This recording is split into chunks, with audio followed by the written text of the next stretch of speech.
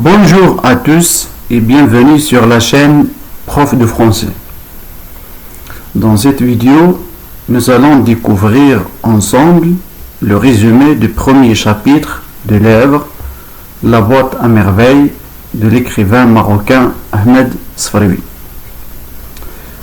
Ce roman autobiographique nous plonge dans l'enfance du narrateur, un petit garçon qui raconte sa vie dans la Médina de Fès, ses souvenirs, ses émotions et le monde qui l'entoure.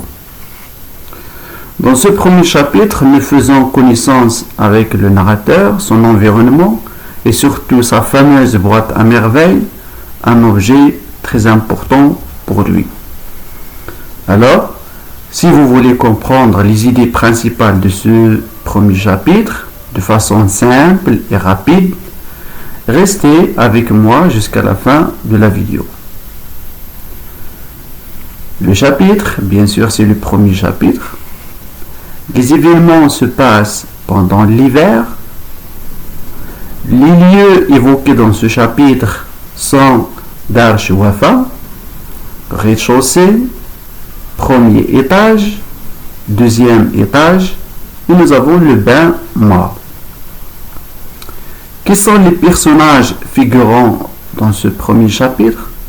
On trouve Sidi Mohamed, qui est bien sûr le narrateur, Lalla Kenza, c'est la voyante, Driss Lawad, Rahma, Zineb, Fatma Bzouia, Lalla Zubida, Abdullah et Abduslam. Donc ce sont les personnages figurants dans ce chapitre. Action principale. Le narrateur adulte, mené par la solitude, commence son récit pour mieux comprendre sa solitude qui date depuis toujours. Je souligne ici sur le mot le narrateur adulte. Et le narrateur adulte, c'est-à-dire c'est Ahmed Sfraoui à l'âge de 40 ans où il a commencé à écrire voilà la boîte à merveilles. Il présente ensuite les locataires de Dar Chouafa, la voyante qui habite au rez-de-chaussée, Driss Lawad, sa femme Rahma et leur fille Zineb sont bien sûr au premier étage. Fatma Bzouia au deuxième étage.